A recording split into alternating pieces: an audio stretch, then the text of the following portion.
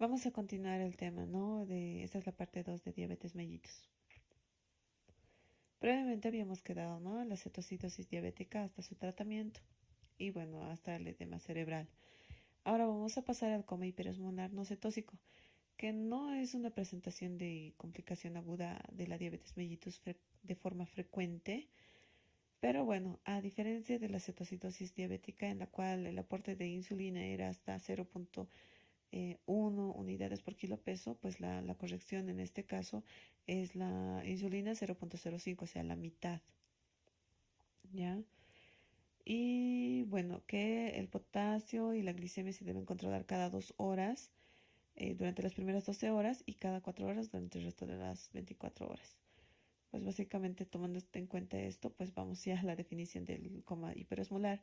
La definición es cuando tenemos una glicemia mayor a 800 miligramos decilitro, que se va a asociar a deshidratación grave, una osmolaridad de mayor a 350 por kilo. Los beta bloqueantes esto se va a asociar a uso de beta bloqueantes para disminución de la lipólisis o como factor precipitante. Y bueno, cuando tenemos una glicemia por lo menos de 300 miligramos decilitro, se va a cambiar el aporte de líquidos con dextrosa al 5% y se va a añadir el uso de potasio a 20.000 equivalentes por cada litro de solución, ¿no? Y pues parte de la fisiopatología, ¿qué es lo que va a pasar en el coma hiperosmolar? Primero va a haber la hipoinsulinemia, ¿no? O la poca respuesta a la misma. Por ende, va a haber inhibición de la lipólisis y este es nuestro factor predisponente, ¿no? Los beta bloqueantes, la ausencia de cuerpos cetónicos, ¿no? Que nos va a dar primero una hipoglicemia que va a provocar hiperosmolaridad, hiperglicemia que va a causar una hiperosmolaridad, ¿no? Y que va a presentarnos alteraciones neurológicas que pueden llegar hasta el coma, por eso el nombre coma hiperosmolar. Nos vamos a tener un cuadro de deshidratación grave por la diuresis osmótica y la contracción del espacio intracelular neuronal. Y bueno, para hablar del tratamiento nutricional en general, tenemos que tomar en cuenta que nuestra ingesta calórica total tiene que ser hidratos de carbono al 55%, la grasa un 30% y proteínas 15%. Esto para tener parte de los objetivos que habíamos mencionado inicialmente, ¿no? Y para tener unas condiciones básicamente normales, ¿no? En el niño. Y bueno, aquí tenemos unos cuadros que nos van a realizar las recomendaciones, ¿no? En general para el tratamiento o para un apoyo, ¿no? En cuanto al manejo de estas patologías. Primero, las necesidades calóricas. En estos pacientes, pues, estos son de kilocalorías por kilo peso corporal. En niños, ¿no? De 120, de 1 a 10 añitos, de 100 a 75 kilocalorías por kilo peso. Por otro lado, las recomendaciones y la distribución de los nutrientes, ¿no? Los hidratos de carbono que va a variar de acuerdo al tipo de ingesta y la edad, ¿no? Tiene que ser alta en fibra, especialmente fibra, porque la fibra va a ayudar al, dependiendo igual de su índice glicémico, va a ser, generalmente la fibra tiene un índice glicémico bajo, por ende va a ser de ayuda y va a prolongar el uso el efecto de la insulina. Proteínas, grasas, de las grasas, la mejor que se debe, bueno, consumir, las grasas saturadas debe ser menos al 10% de calorías, las poliinsaturadas de 6 a 8% y las monoinsaturadas el resto de grasa no recomendada. El colesterol, la ingesta diaria conservada no debe sobrepasar de 300 miligramos, ¿no? Y el sodio hay que evitar el exceso. Esto para prevenir, ¿no? La hipertensión que puede estar asociada a estos cuadros. Y las recomendaciones adicionales. Se puede para el uso de energía se debe reevaluar el nivel de energía al menos cada 3 meses, por eso los controles deberían ser aproximadamente cada 3 meses. Las proteínas, la ingesta elevada de proteínas puede contribuir a la nefropatía diabética, ¿no? Pero en niños no se les puede restringir porque esto va a tener su relevancia en el sentido de la talla, ¿no? Pero bueno, se debe, imagino que se debe realizar más bien el uso muy estrecho, ¿no? Bien específico tiene que ser por edad. Después los tentemplés o el uso de edulcorantes se puede utilizar bastantes, ¿no? Pero ir cambiando porque algunos tienen efectos adversos por acumulación, por ejemplo, la sacarina, acumulación a nivel del nervio óptico. Trastornos de la alimentación, técnicas de educación, ¿no? Lo que sí hay que tener cuidado es en limitar el uso de sacarosa y azúcares altamente refinados.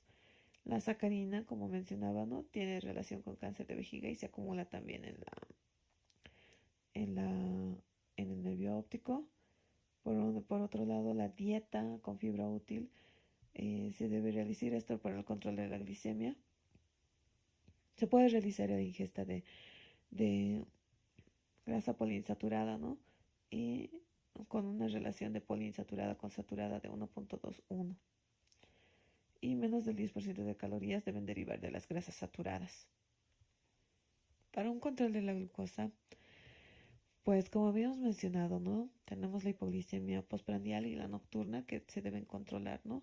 Por ende, el autocontrol de la glicemia a las 00 horas nos va a dar y a las 03 nos va a dar para pesquisar la hipoglicemia nocturna y una hemoglobina glicosilada cuyos valores eh,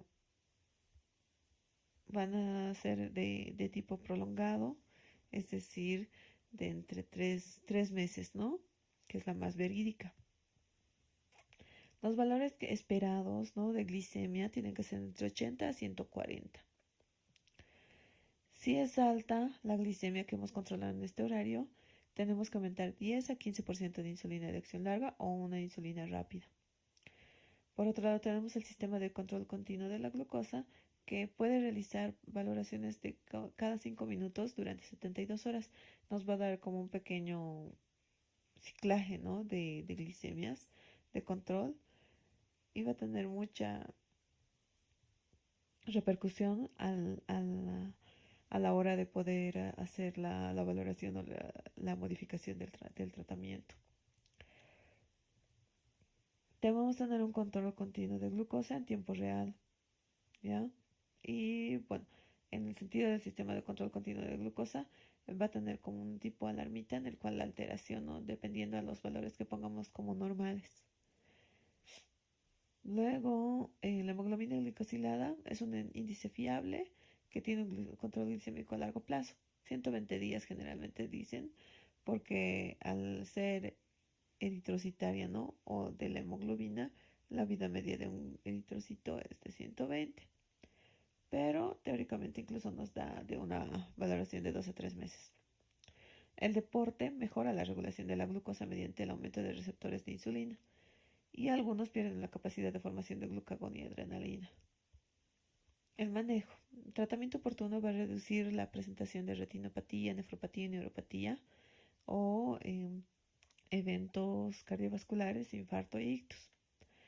Debemos tener un tratamiento sustitutivo fisiológico que se va a lograr con insulinas de acción corta, combinaciones según algoritmos. Las hipoglicemias se producen por efecto no balanceado de insulina, ejercicio y retraso de alimentos. Entonces, ya para reconocer los signos de hipoglicemia tenemos leve, moderada y grave. La leve son criterios: palidez, diaforesis, miedo o agitación en el niño, hambre, temblor y taquicardia. La moderada, somnolencia, cambios de personalidad, confusión, alteraciones de comprensión. Y la grave, que ya es con convulsiones como presentación de cualquier signo neurológico. Y para el tratamiento de las hipoglicemias se podría decir, se puede administrar 5 a 10 gramos por kilogramo de zumo o bebida carbonatada con azúcar o caramelo y un control en 15 a 20 minutos, o el uso del glucagón, cuya dosis va a ser entre 0,5 miligramos por kilo por cada 10 kilos o 1 miligramo por 20 kilos en pacientitos, ¿no? Ahora, tenemos algunas definiciones que nos van a ayudar. ¿Qué es el fenómeno de ALBA? El fenómeno ALBA es la secreción nocturna de la hormona de crecimiento, por ende un aumento del aclaramiento de la insulina. Y el efecto Somogyi, cuya definición es la respuesta contrarreguladora exagerada, que nos va a dar un episodio de hiperglicemia. Por ende, siempre que vamos a valorar a un paciente hay que tomar en cuenta estos puntos. Hay que tener en cuenta algunos aspectos sociales, ¿no? Porque primero, desde la información de que el paciente tiene la patología, pues vamos a presentar algún tipo de alteración cognitiva, incumplimiento porque eventualmente puede haber la parte del rechazo del tratamiento o la negación, ¿no? Dependiendo de la edad también del niño, generalmente en prepúberes, ¿no? Ansiedad y depresión en un 26% se ha relacionado el inicio de la patología con trastornos, ¿no? De depresión mayor. Luego, un miedo a inyectarse y realizar controles. Esto básicamente podría ocasionar una lipohipertrofia, ¿ya? Y bueno, también van a tener trastornos de la alimentación que hay que vigilar bastante bien. Esto para no desencadenar o para prevenir la aparición de la cetoacidosis, ¿no? Anorexia, bulimia, entre 1 al 9% y cuadros subclínicos entre el 9 al 14%.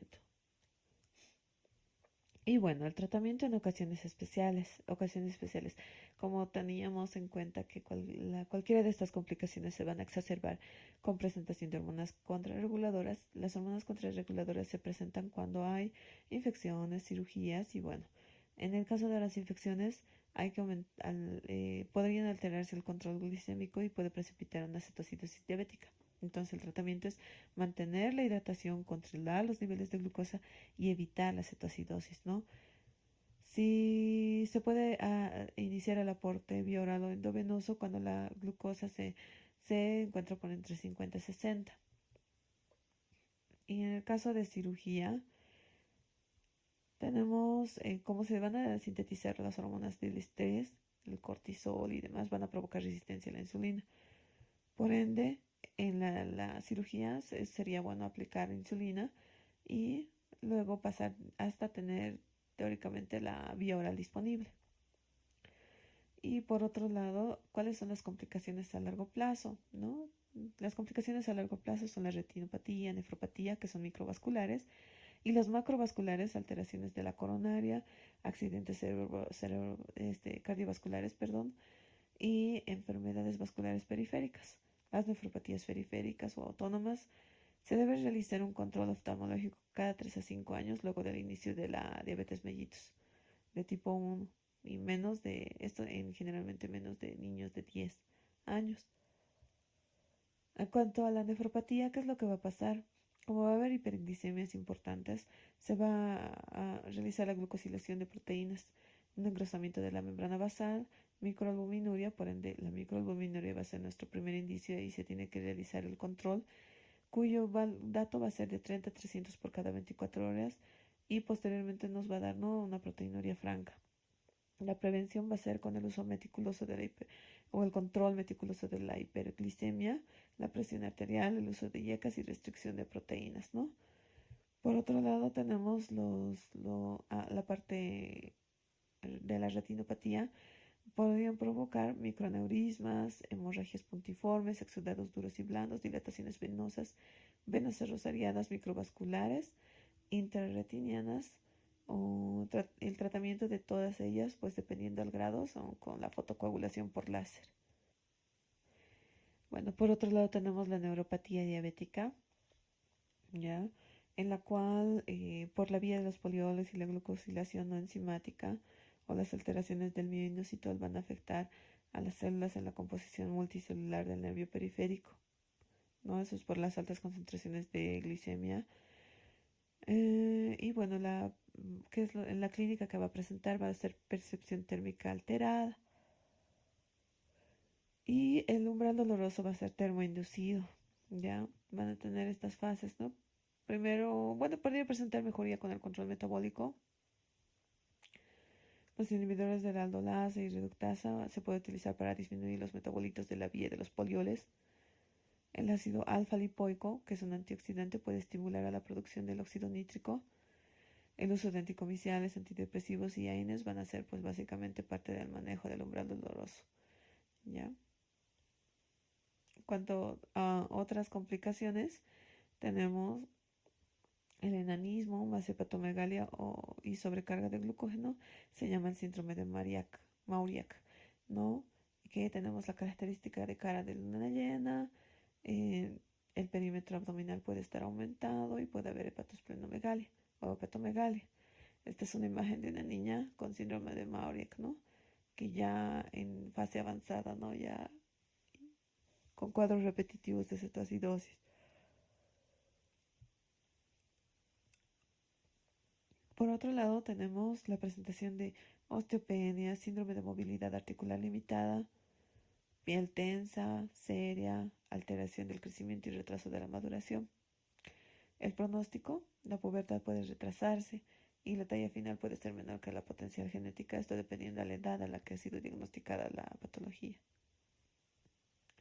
Por otro lado, tenemos otros tratamientos, ¿no? Que son el trasplante de los segmentos del páncreas con problemas de autoinmunidad, ¿ya? Generalmente esto se puede hacer el trasplante de segmentos de páncreas asociados a trasplantes renales. Esto básicamente por el uso de de antiinmunosupresores para el trasplante de riñón, pues va a tener bastante beneficio en cuanto al trasplante de segmentario de páncreas. Y tenemos la estrategia de trasplante con la infusión de islotes pancreáticos en la vena portal, ¿ya? Que ha tenido buen efecto, pero que todavía está en estudio. Y este es un pequeño esquema que nos va a mostrar, ¿no? El trasplante, ¿no? Que va a ser heterólogo, ¿no? Por la extracción del páncreas de un cerdo. Luego, esto mismo, los islotes seleccionados del páncreas se van a mezclar con alginato para el encapsulamiento. Y posteriormente los islotes son trasplantados por la paroscopía en el abdomen. Ya, y bueno, tenemos un caso clínico, ¿no?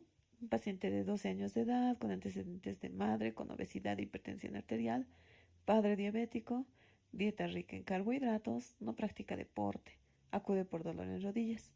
Al examen físico, el paciente está en buen estado general, hidratado, afebril, con cuello y pliegues con lesiones hiperqueratósicas hipercrómicas, cardiopulmonar normal, el abdomen globoso con tejido celular subcutáneo eh, eh, blando, con estrías, su perímetro abdominal 109 centímetros, ruidos hidroaéreos normoactivos, miembros inferiores en eje de angulación externa y a nivel de rodillas, no datos de flogosis local y la perfusión distal es normal y su peso es 67 kilos.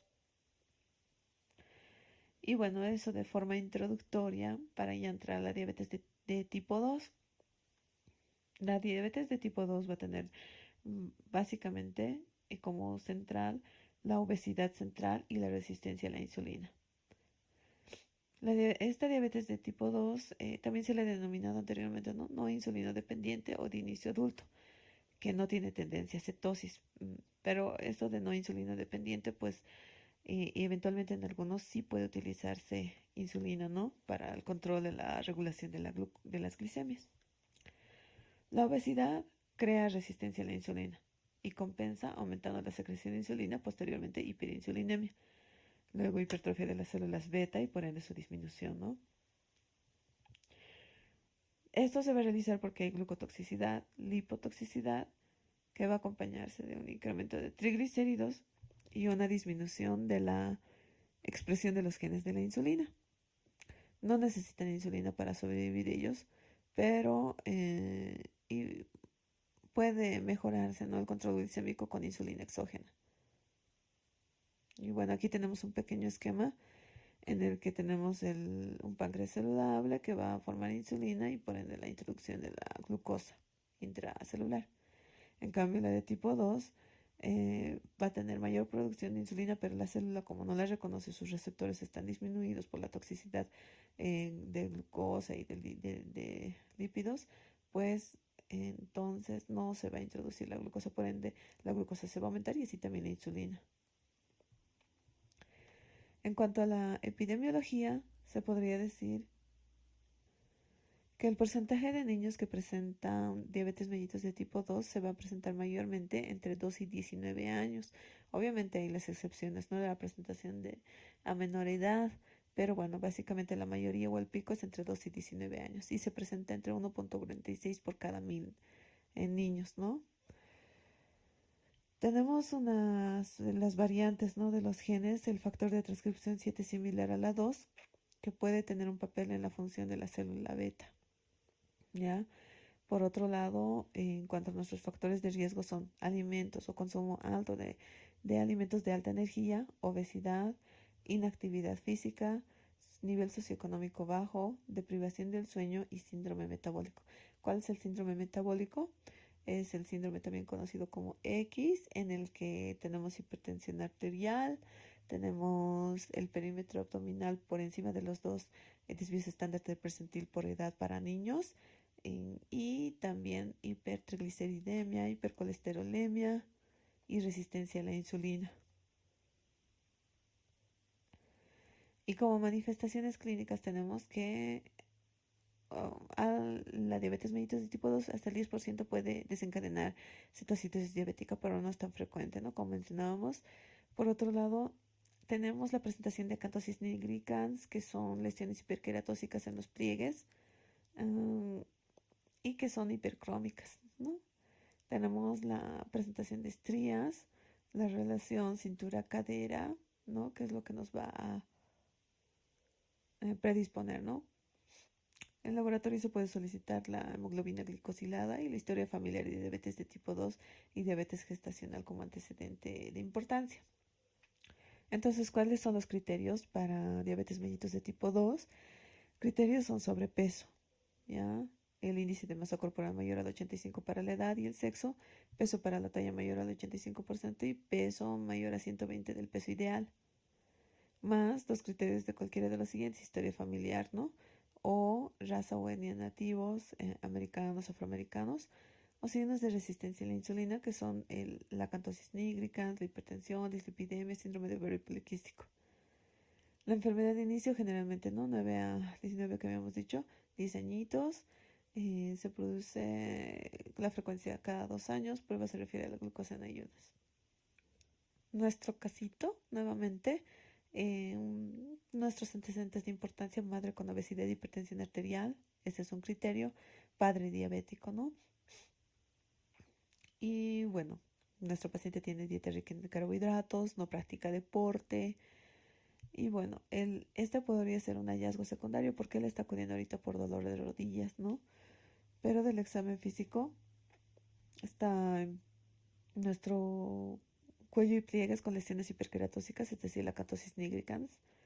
Su perímetro abdominal está en 109, que para 12 años sí está incrementado. Y las estrías. Bueno, aquí una connotación: realizamos exámenes complementarios, un hemograma normal, glicemia en ayunas de 170, colesterol de 250 miligramos de cilitros y el resto normal. Y bueno, nuestro paciente intercurre con marca el incorrecto, ¿ya? ¿Será que es genuvalgo? ¿Será que es obesidad, riesgo de síndrome metabólico, diabetes mellitus probable o sobrepeso? La respuesta incorrecta es el sobrepeso, ¿no? Genuvalgo está viniendo por dolor de rodillas y el examen físico habíamos visto, ¿no? La angulación externa, que ese es el genuvalgo y que es muy frecuente en pacientes que tienen obesidad. Sí tiene obesidad por el peso para la edad, y el riesgo de síndrome metabólico, pues básicamente lo que les había mencionado, ¿no? Su perímetro abdominal aumentado, su obesidad, hipertensión arterial, hipercolesterolemia, que ya tenemos mayor a 200, ¿no? 230 tiene nuestro pacientito. Y diabetes mellitus probable, pues se debe realizar, ¿no? La curva de tolerancia y la glicemia en ayunas, pero la glicemia que ahorita teníamos era de 170. Y bueno, tenemos en cuanto al tratamiento, se debe realizar la modificación del estilo de vida, ¿ya? en cuanto a la alimentación, ¿no? El uso de insulina y el ejercicio. Bueno, insulina no tanto en este caso, pero sí básicamente, ¿no? Dependiendo del grado que se lo encuentra el paciente, pues esas son las medidas iniciales. La dieta debe ser baja en calorías, ¿no? Y grasas, más o menos 30 a 60 minutos de actividad física, 5 días, y el tiempo de televisión debe limitarse de 1 a 2 horas por día. La insulina, en caso de cetoacidosis diabética, se puede utilizar hipoglucemiantes, generalmente la metformina. También está el uso de las incretinas. Las incretinas, que son péptidos intestinales que potencian la secreción y acción de la insulina y suprimen la del glucagón. Y estas son estimulantes de la producción de insulina. Por ende, la glucosa en la sangre va a disminuir. Y la disminución de la resistencia a la insulina periférica se va a realizar con el ejercicio. ¿Ya? Y por otro lado, las incretinas también inhiben la producción de la glucagón. ¿Ya? Y bueno, algunas enzimas van a inactivar a la incretina, pero básicamente este mecanismo no se nos tiene que quedar, ¿no? El ejercicio va a ir muy de la mano para disminuir la resistencia a la insulina.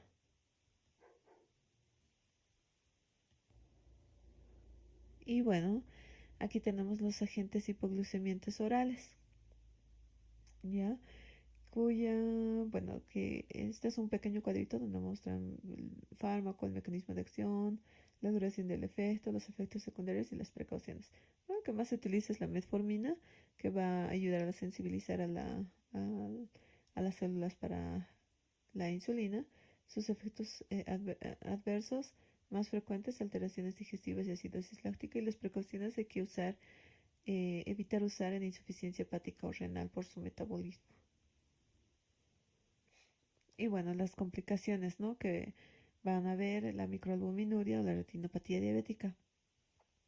La prevención se va a realizar con un buen control glucémico y la intervención sobre el estilo de vida en personas con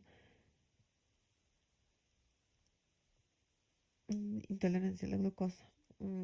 Ahora, la monitorización en pacientes que tienen comorbilidades, ¿no? Porque si nuestro paciente lo hemos encontrado con síndrome metabólico o con riesgo de síndrome metabólico, se debe realizar, ¿no? Prueba de cribado, hipertensión siempre, prueba de cribado, la presión arterial, la estatosis hepática, eso con controles de las transaminasas en sangre y posiblemente en ecografía. El síndrome de ovario poliquístico con antecedentes menstruales, valoración del exceso de andrógenos, libre o total, la de hidroepiandrosterona, la microalbuminuria, ¿no? La concentración de albumina en orina, la dislipemia y el perfil lipídico basal de colesterol total o colesterol ligado a proteínas de baja densidad o lipoproteínas de alta densidad, triglicéridos. Apneas del sueño sí puede presentar por la obesidad misma un estudio de sueño para valorar la saturación nocturna de oxígeno. Bueno, y otras recomendaciones para el cribado. Primero, la retinopatía, que se debe realizar después de los 5 años de evolución en los niños prepúberes o después de los 2 años de los niños púberes. La frecuencia 1 a 2 veces por año, ¿no? Se debe hacer fondo de ojo y bueno, la nefropatía después de los 5 años de evolución o en púberes después de los 2 años. Frecuencia anual, ¿no? Hay que hacer una relación de albuminuria con creatinuria. La neuropatía aún no está claro, ¿no? En niños, pero en adultos después del diagnóstico a los 5 años. Luego la enfermedad macrovascular después de los 2 años de edad. La enfermedad tiroidea es al diagnóstico se tiene que hacer, ¿no? Para descartar esas asociaciones. Y cada 2 a 3 años, con mayor frecuencia en función a los síntomas, se debe realizar. La enfermedad celíaca igual al diagnóstico y cada 2 a 3 años.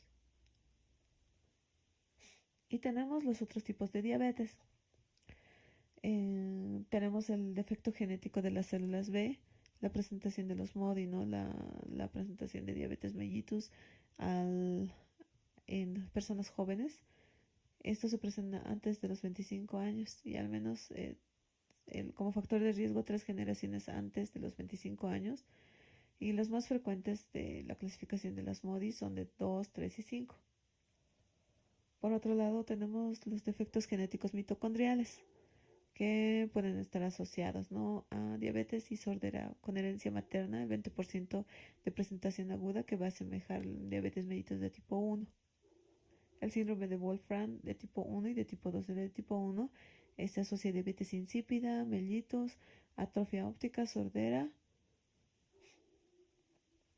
y con un epónimo Dismuat.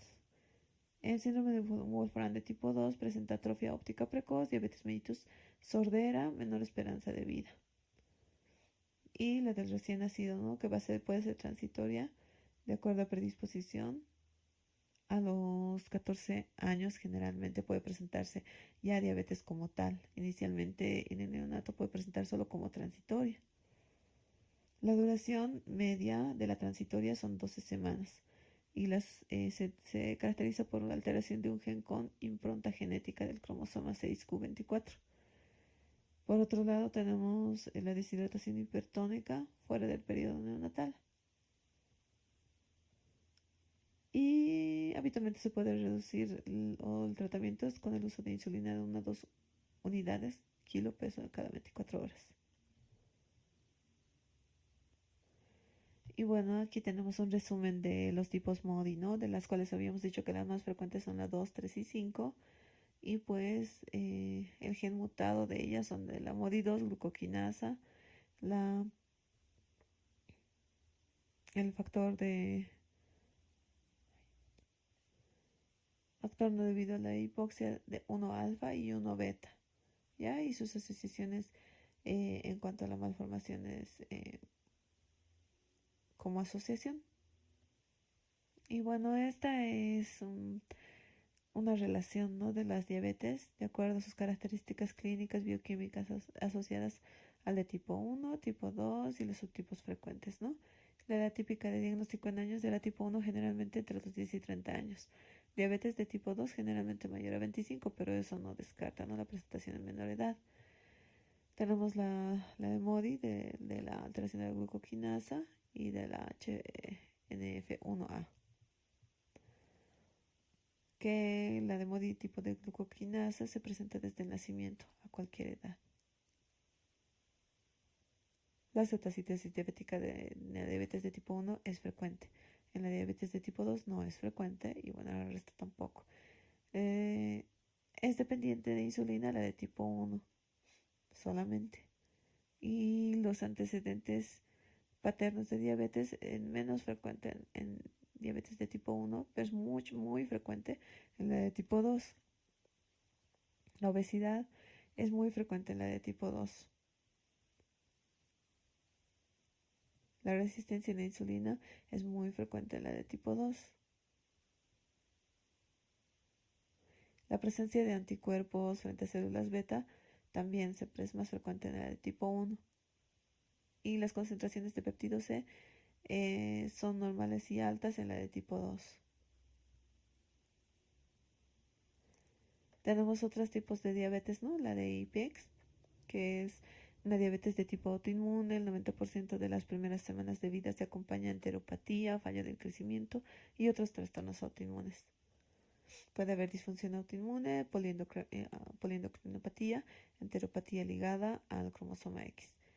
Por otro lado, alteración del gen de la insulina se va a deber a diabetes leves con tolerancia normal a la glucosa elevada y la concentración de insulina. Y tenemos el defecto de la acción de la insulina, como en el síndrome de Donaway, que se caracteriza por restricción del crecimiento intrauterino, hipoglicemia en ayunas e hiperglicemia postprandial, con resistencia intensa a la insulina y generalmente la mortalidad al año de vida. El síndrome de Robson-Mendenhall y la diabetes lipotrófica, el síndrome de hombre rígido y lupus eritematoso sistémico, que cada una de ellas va a presentar autoanticuerpos. Tenemos la diabetes asociada a la fibrosis quística, cuya predominio va a ser más frecuente en mujeres, tiende la disminución de en la fibrosis quística de la secreción de insulina. ¿Por qué? Porque va a haber como fibrosis, ¿no? De las células beta. Los islotes que pueden mostrar algún número disminuido de células beta, alfa y secretores de polipéptido pancreático. Por otro lado, debido a la inflamación crónica y el uso de esteroides, también van a presentar resistencia a la insulina. Entonces, las infecciones frecuentes, el requerimiento aumentado de energía, nos van a dar la precipitación de la patología. La malabsorción, enfermedad hepática son otros factores. La anorexinosis, la inquiste y su variabilidad. Las enfermedades autoinmunes que van a presentarse generalmente asociadas, ¿no?, a la diabetes mellitus es la tiroiditis linfocitaria crónica, la tiroiditis de Hashimoto, la enfermedad celíaca, las endocrinopatías, los fármacos altas dosis de esteroides van a producir la intolerancia a la glucosa. Y bueno, esto fue la presentación de diabetes mellitus.